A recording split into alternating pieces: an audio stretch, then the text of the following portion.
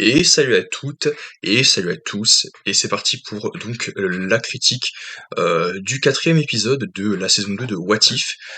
Alors j'ai enchaîné les épisodes ce matin, j'ai pas pu les voir, ces derniers jours avec le réveillon, Noël, voilà. J'avais, plutôt fini de montage de mes critiques de Aquaman que j'avais tourné, le week-end et j'avais une flemme pas possible de pouvoir, écrire et de tourner la suite que je me suis dit: «Bon, bah, tant pis, on va changer mon planning, je vais changer mon fusil d'épaule» et puis de toute façon, j'avais d'autres choses de prévues outre, YouTube, outre, tout ça, donc j'avais pas forcément que de davantage de temps à me consacrer à donc à tout ça. En revanche, j'avais pu continuer à regarder les épisodes tranquilles, même si voilà, j'avais fait la critique un peu à peu près. Mais là, toujours est-il que concernant What If, j'avais pas regardé les épisodes et j'ai donc pas pu tourner les critiques. Donc du coup, ça sortira pas avant le 26 ou 27 parce que du coup, ça sortira pas avant aujourd'hui, donc le 27. Voilà, voilà. Du coup, on va enchaîner donc 4, enfin non, 3 épisodes, vu que c'est les épisodes 4, 5, 6 donc de What If. Voilà. Donc le premier que j'ai pu revoir, c'était «Et si Tony Stark avait rencontré le grand maître?» Voilà. Donc dans une autre vidéo, on parlera de donc «Et si Captain Carter avait, je sais plus quoi, avait rencontré, enfin avait arrêté donc le super le soldat Hydra?» Je sais le il y a un nom spécifique, mais en même temps, dans le MCU, c'est pas exactement tout à fait ça, donc je me suis dit: «D'accord, c'est parce que ouais, qu'est-ce qui va se passer?» Et le dernier, je crois que c'était donc l'épisode spécial, donc ce que j'ai qui est sorti aujourd'hui sur Kaori, c'est ça, donc un personnage qui a été créé de toutes pièces pour Marvel Studios, apparemment, ouais, ça serait pas un personnage de comics. Voilà, ok, donc c'est assez cool. Donc, mais après, encore une fois, c'est particulier parce que est-ce qu'ils vont décider de l'intégrer à l'univers en live, je sais pas, c'est parce que en même temps c'est un what if, donc je sais pas s'ils vont le faire, mais je ne sais pas. Du coup, pour faire exprimer mon ressenti sur le quatrième épisode, donc et si Tony Stark avait échoué sur Sakaar plutôt que d'être retourné sur Terre, bah, j'ai très bien aimé, j'ai trouvé ça très très cool, même s'il y a quand même des petites blagues, encore une fois, qui sont de trop, mais c'est pas non plus, voilà, donc c'est juste des petites phrases comme ça qui sortent de la bouche du personnage où tu fais: «Oh, sérieusement, vous êtes obligé de faire ce genre de blague là pour enfants là? Sans déconner, OK, OK, il fait, ils font OK, OK, d'accord, il y a du cynisme, il y a de l'ego, et cetera, mais voilà, donc on vanne les personnages, mais ça va pas plus loin, quoi. Arrêtez, quoi, c'est bon. C'est fini, là, ce stade-là. Bref, donc toujours est-il, en fait, que j'ai quand même bien aimé cet épisode-là. Je trouve qu'il fonctionne très bien. Évidemment, du coup, tu as donc Tony Stark qui rencontre donc des personnages qu'il n'a pas pu croiser, effectivement, donc dans sa timeline originelle, dans l'univers. Et donc il peut interagir donc avec ces personnages-là que d'autres héros qu'on ont connus, rencontrés, voilà.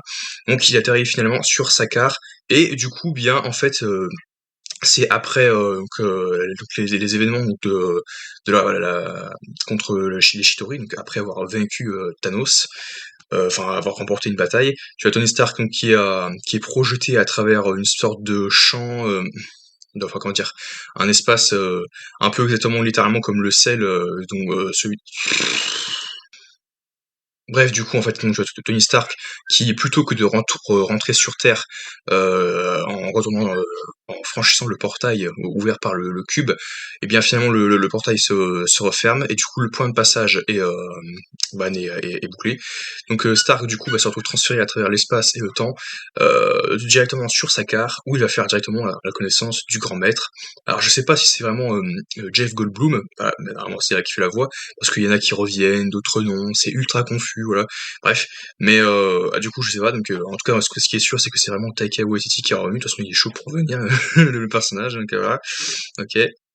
Il assume vraiment que son personnage est là juste pour amuser, donc amusons-nous, d'accord. Du moment que c'est juste quelques fois des petits moments par-ci par-là. Du coup, bah, donc Jeff Goldblum, donc en tout cas, c'est la voix donc de Bernard Lano qui est en mode «Oh, mais quelle est cette étrange créature?» et qui évidemment, moi, il me fait spontanément rire, parce que déjà ce personnage, parce que voilà, il est pas il est bienveillant, mais en même temps, voilà, tu sens qu'il est un petit peu, voilà quoi, il est pas spécialement, humble, en fait, c'est ça quoi. Il est bienveillant, mais en même temps, il est pas spécialement humble et il pense surtout à lui, en fait. Il veut s'amuser et puis, au détriment de donc de ceux qui l'assistent, quoi. Donc c'est un peu, voilà quoi. Tu peux vraiment pas essayer de te défiler avec lui. Il y a pas moyen, puisque de toute façon, c'est un tricheur, hein, et c'est ça, c'est une sorte de tricheur un peu, qui un peu charmeur. Mais voilà, toujours est-il qu'il est toujours assez drôle dans cet épisode-là et évidemment, tu as le même délire qu'il y avait eu dans Ragnarok, et c'était évident.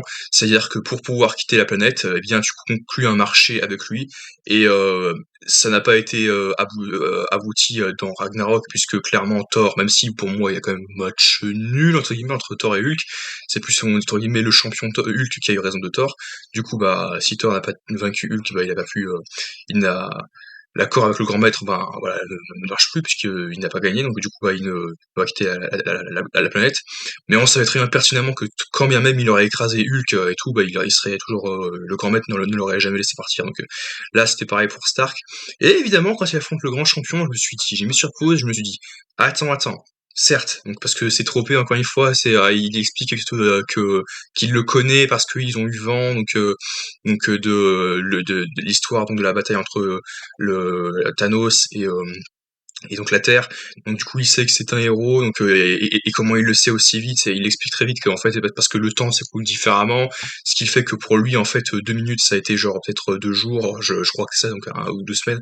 Bref, c'était exactement la même chose avec le champ quantique, et en fait c'est voilà, ils expliquent la même chose, c'est voilà, c'est du coup et moi, quand il affronte le champion, je me dis: «Tiens, alors ça va pas être Hulk», parce que certes, on est à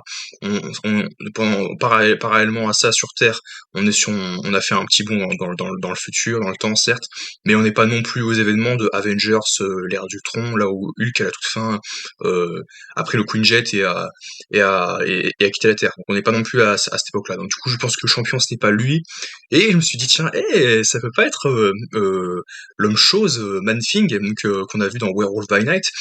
D'autant plus qu'on dans Thor Ragnarok, on le voit. En plus, je crois qu'il y en a un qui ressemblait vaguement à Thanos ou à une sorte de titan. Et t'as clairement la tête de Man-Thing dessus sur cette espèce de bâtiment sakarien sur la planète Sakar. Et donc je me suis dit tiens, imaginez que Man-Thing, en plus Man-Thing, c'est pas non plus le gardien du Nexus des réalités avec le marais, donc c'est-à-dire qu'il peut voyager à travers les dimensions en fait, c'est ça quoi. C'est ce qui est dit en plus dans le synopsis et le film de Man-Thing que j'ai critiqué, c'est vraiment nul. Mais malgré tout, même si personne ne s'en sert, c'est expliqué, on s'en sert, hein. On l'explique, on l'installe, mais pour rien, en fait, c'est juste pour faire placer des références de comics, parce qu'il faut faire que que le film soit un minimum comics accurate, même si voilà, pas tellement. Du coup, je me suis dit, ah, pourquoi pas Man Thing? Et finalement, non, c'est une sorte de créature, on ne sait pas trop ce que c'est une sorte de créature bizarre, hein. J'arrive pas à la décrire, mais c'est ouais, une sorte de monstre qui ressemble pas à grand chose, je me rappelle plus trop ce que c'est. Et bref, du coup, je crois que Stark finit par le vaincre et tout, et, finalement il le défie à plusieurs fois, puis enfin une nouvelle fois, et cette fois-ci c'est une course parce que ça commence directement avec quand Stark s'installe et tout, il assiste donc à une course entre les champions et tout, et parmi eux tu as Korg, tu as Valkyrie, donc des personnages très les connus donc qu'on a vu sur Saga. Et moi, ça m'a plu, moi je trouvais ça très drôle, très fun, franchement, ça déborde pas. Les seuls qui débordent, c'est évidemment un peu, même Stark, parce que on lui sert un verre, il boit, il fait Ouf, oh, c'est de l'urine, hein. Enfin, il fait ah, s'il vous plaît, arrêtez avec cet humour, hein. Voilà quoi. Ça marche, mais si tu fais des blagues pipi caca, au bout d'un moment, ça stop quoi. On est plus en maternelle quoi, c'est bon. Allez, donc du coup, bah, pour continuer à ça, moi ce que j'ai trouvé aussi sympathique, c'est que, voilà, donc il y a, et ce qui est intéressant aussi dans cet épisode-là, c'est que comme Stark rencontre Gamora, donc la fille de Thanos, la Gamora qu'on connaît bien, eh bien il ne comprend pas tout de suite en fait qui elle est, d'où elle vient, pourquoi, qu'est-ce qu'elle fait là, et très vite avec nous, on comprend bah, du coup forcément très vite parce que nous on la connaît, hein, la Gamora, il comprend très vite en fait qu'il y a un lien et que en fait, bah, en gros, bah, que c'est la fille donc de Thanos. Elle dit ah mais vous l'avez vaincu, mais il est beaucoup plus féroce, beaucoup plus impitoyable que vous ne le pensez. forcer, il va revenir et vous massacrer, voilà, donc massacrer la moitié de votre peuple, tout ça, vous, et prendre possession de votre planète et tout. Et au début, Stark il comprend pas, il fait: «Mais qu'est-ce que vous dites, hein? Je comprends pas qui vous êtes, qu'est-ce que vous me voulez?» Et voilà, donc du coup, très vite, il comprend le lien, il fait le lien, il fait: «Ah d'accord, donc vous êtes la fille, donc l'autre, tordu qui nous a attaqué, donc OK, d'accord. Qui s'en est pris au mien, donc OK. Donc très vite, les 2 personnages vont s'allier parce qu'évidemment Gamora, elle veut se débarrasser de son père parce que elle l'a il l'a arraché, donc pourquoi je dis elle? Putain, je me mélange tout. Il l'a arraché aux siens, il a tué ses parents et puis il a ainsi que la moitié de son peuple, comme pour tous ses frères et sœurs. Donc forcément, voilà, donc elle nourrit une haine pour lui, donc ça, vous le savez, je vais pas rentrer dans les détails.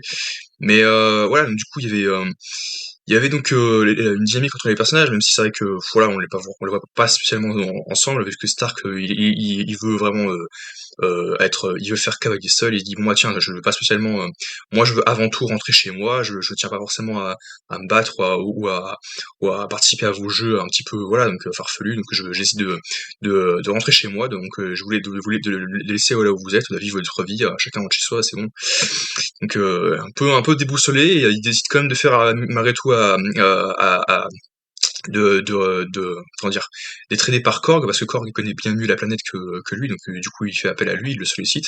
Et Korg évidemment, j'avais très peur également que bah après en fait je me suis dit tiens attends, Korg en soi, limite quand tu réfléchis bien, c'est pas non plus lui qui vraiment qui alors certes il est un petit peu malaisant, enfin sur ces derniers temps il était un petit peu malaisant on va dire, un petit peu lourd, mais en soi c'est un personnage utile qui qui est toujours bienveillant en fait. Donc certes, parfois il est un petit peu très libéré en mode oh mon dieu, voilà, c'est des côtés un petit peu ouais, trop libres, voilà, si vous voyez ce que je veux dire. Mais en soi, donc il est utile et il veut se rendre utile, et voilà, je répète encore à chaque fois. Et donc très vite, il aide Stark, et voilà, Gamora se joint à eux pour finalement pour arrêter Thanos. Même s'il avait plus question d'être sur sa carre et donc de remporter une course, puisque effectivement Stark bricole, je ne sais plus trop, une sorte bref, il arrive donc à communiquer avec sa carre et puis avec le grand maître, il le défie à nouveau, et cette fois-ci c'est pour une course, et évidemment le grand maître, comme je vous l'ai dit, c'est un tricheur, et bah du coup il triche, voilà, donc je dis ah c'est bien ce que me semblait, il va essayer de tricher pour être sûr que au mieux, bah, du coup, bah, il dit: «Ah non, j'ai gagné», et puis au pire, il se dit: «Bah non, tant pis, j'ai menti», voilà, donc dans tous les cas, il essaie de trouver une vilaine astuce pour avoir raison de Stark, et finalement, bah, Stark, bah, du coup, remporte la course, voilà, par contre, il y a un truc qui m'a un petit peu laissé, voilà, j'ai pas trop compris, en fait, ce qui s'est passé, parce que tu as Stark qui transforme son armure à un moment en une sorte pas de carte, pas du tout, mais de voiture de course, et j'ai fait: «Ah bon? D'accord, depuis quand, les roues sont apparues comme ça?» Parce que admettons que les pièces, s'assemblent de différentes façons, ça c'est le cas. Parfois ce sont des armures, parfois ça peut être, enfin non, même si c'est pas ce sont principalement des armures pour des gens. Voilà, admettons que ça se transforme en voiture, d'accord. D'où viennent les roues? D'où vient le moteur? D'où vient il y a un moteur, mais d'où vient le volant, machin, bref. C'est un univers un petit peu farfelu déjà de base, Marvel certes, mais il y a quand même des choses qui sont un petit peu quand même logique, plausible, même si c'est vrai qu'en soi, il y a pas c'est quand même un univers un peu fictif, quoi. Au fond, outre le fait qu'il y ait des personnages qui ont extraordinaires, qui ont des pouvoirs, voilà, pouvoirs spéciaux, hormis tout ça, donc tout ce qui était Stark, c'était quand même pas forcément 100% réaliste, mais au moins ça se voulait crédible, quoi, au moins. Il y avait toujours une explication à tout, quoi. Et là, bref, on s'en fiche, c'est pas important, il finit par remporter la course, et évidemment, le grand maître, bah, voilà, malhonnête comme il est, bah, il dit: «Non, non, je suis désolé, mais je te laisserai partir, on est à égalité, donc ce qui fait que c'est à moi de choisir qui va gagner entre toi et moi, et du coup, bah, comme ça, je choisis que c'est moi, bah, voilà». C'est trop facile, quoi, au bout d'un moment, faut arrêter, hein. Moi, à ce moment-là, moi, évidemment, tout le monde choisirait, soi, et c'est sûr, hein, c'est trop facile. Heu, donc forcément, bah, du coup, Gamora se débarrasse du grand maître et envoie, Stark, à son père, et à la fin, ça se termine avec, Gamora et qui tue Thanos, je crois. Et puis je me suis dit: «Ça se termine comme ça?» Enfin Thanos, meurt vraiment comme ça? Parce qu'en fait, il récupère le bâton de la meuf que enfin du grand maître qui était dans Thor Ragnarok, le bâton là dont il se sert pour tuer son cousin là. Parce qu'il y a un moment, il attend son cousin qui est comme ça, et il dit bon bah tiens, tu es supprimé de l'existence, voilà, il le fait fondre avec le bâton. Bref, donc ils font ça pour Thanos. Est-ce que ça veut dire que Thanos a fini fondu? D'accord. Bref, bah, c'était quand même prenant, c'était quand même plaisant parce qu'on ça fait plaisir de retrouver Sagar, parce que surtout pour différents, enfin comment dire, là c'est plus un simple combat de gladiateurs, c'est aussi il y a des courses, donc on découvre vite fait de nouveaux personnages, même s'ils sont pas importants et qui ne servent pas à l'intrigue, mais au moins voilà quoi. Et en plus, c'est utilisé de manière plus intelligente, quoi, parce que c'est vrai que c'était un peu trop facile dans Avengers, là où on arrive à fermer le portail à temps pour permettre à Stark de rentrer, mais en même temps, tu m'étonnes, si le portail aurait été fermé, bah, Stark aurait crevé, quoi, c'est ça, quoi. Il n'y aurait pas forcément eu un portail qui l'aurait amené d'un point A à un point B sur une planète où il aurait pu être, voilà, pu être accueilli. Mais globalement, c'était très, très bien, c'est très cool, très satisfaisant. Donc l'épisode qu'on a vu le 24 avec le spécial Noël, c'était vraiment nul. Franchement, j'avais pas adhéré à ça parce que ça me faisait rappeler trop encore une fois donc des copies honteuses donc de Marvel. Donc tu te dis et ça se veut être Marvel justement. Tu fais ah non, ça suffit, non, ça marche pas. Non, c'est trop ridicule. Mais grosso modo, j'ai plutôt apprécié celui-là. Du coup, bah, on se retrouve donc à très vite pour une nouvelle vidéo.